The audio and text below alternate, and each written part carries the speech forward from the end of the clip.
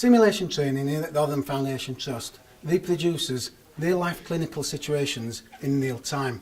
The aim of the simulation scenario is to explore such skills as technical skills, non-technical skills, task management, team leadership and communication. We want the candidates to assess and treat the mannequin patient as they would in real clinical situation. And each scenario is followed by an informal debrief that takes place so that they can reflect on their own and the team's individual performance. Let's go and meet the candidates. Welcome to your A&E simulation session. My name's Jenny and I'm the simulation lead here at Rotherham Hospital. And I'm Karen Shaw and I'm Clinical Skills Facilitator. Good morning. The plan for today's session is that we'll introduce you to the mannequin. We'll then brief you on the scenario and we want you to behave in the same way as you would in your clinical area. And then there will be an opportunity for debrief. The aim of today's session is you'll recognise an emergency and treat appropriately, and you'll recognise the human factors of situation awareness, leadership, teamwork, task management and communication. Let's get started then. Yeah, wonderful. In order to monitor the candidate's progress throughout the simulation, we have faculty team members situated behind a one-way mirror.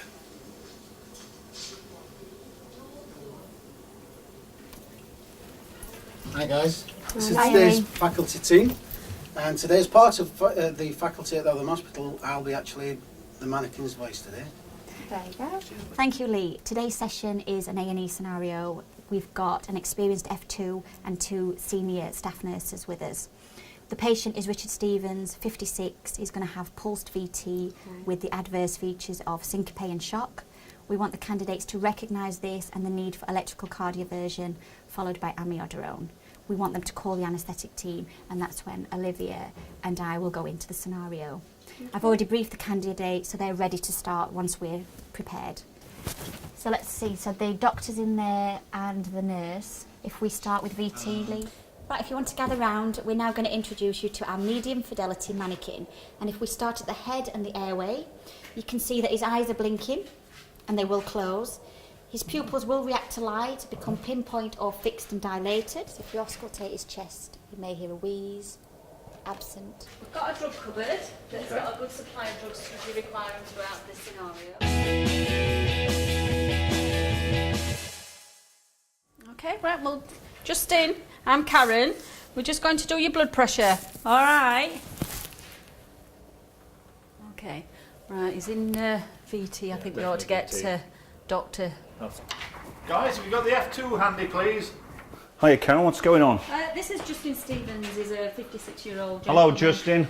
He's in VT, as you can see, his systolic 80. He's collapsed this morning and he's been brought in by ambulance. He's been having a couple of days where he felt palpitations and feeling unwell, generally unwell.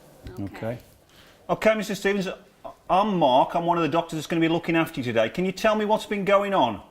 I felt really faint this morning and then I just collapsed. Okay, Mr. Stevens, let me just explain to you. Your heart's going very fast and very irregular, and what we're going to need to do is we're going to need to pass an electric current through your chest to stop this heart irregularity, hopefully. Okay, and I've got these 2 experts that have come to help me do that, so just give me a second. So I'm going to give, I'll start with 150 milligrams. Okay, Mr. Stevens, you're going to be going very sleepy very shortly. 500 milligrams. Right. Once the pump falls in, if you want to maintain the airway, make sure we've got the oxygen at 15 litres. Okay, Mr. Stevens, I'm going to give you the medication now. This will send you off to sleep. Okay, if you want to charge to put it to 120, get it into sync. Sync. Okay, and over to you, Karen. Into sync. Everybody stand clear, oxygen away. Everybody clear. Charging. Everybody stand clear. Shock, discharging. Okay, back on. Right, that looks like a carotid pulse and a change in rhythm. Okay, can we keep a close eye on that? Okay, so his rate's about, if you could get an ECG. What I'm going to do, guys, I'm going to talk to coronary care. I'm going to need you obviously down here just to keep control of the airway until Mr. Stevens is feeling a bit better. Okay, so I'm going to disappear for a second to make a phone call.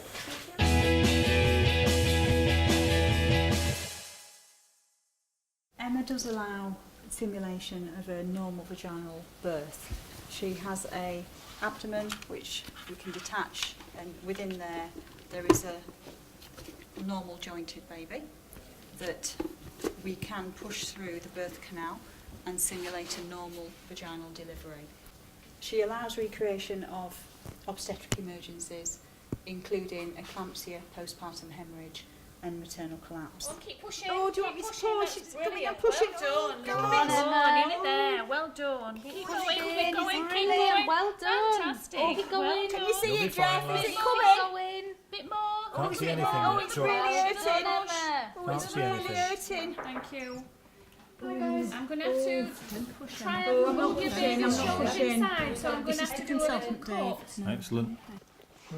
Okay, all right, we've got baby's hand out, Emma. That's it. Right, Emma, let me just sit. Right, that's it, Emma.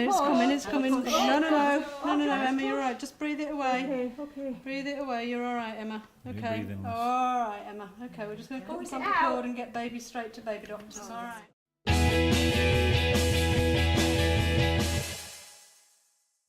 Well, now you've had a valuable insight into the world of simulation here at Rotherham Foundation Trust.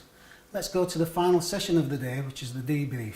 We're now going to reflect on the scenario. How do you think that went?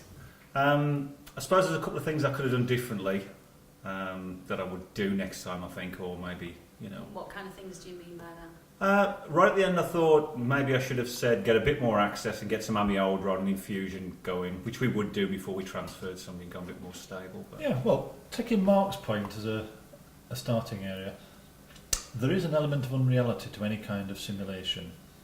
But once you work through that, I think it's very valuable.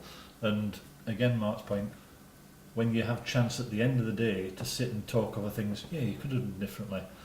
And it's not just a case of thinking, yes, I could have done it differently, full stop. You can then take that point and feed it back into your clinical practice. That's the end of today's session. Thanks for coming, and we'd like to see you again soon. And we're always looking for faculty members if anybody's interested in an educational role. You've been very welcome to join us. all right, thank you very much. Thank you.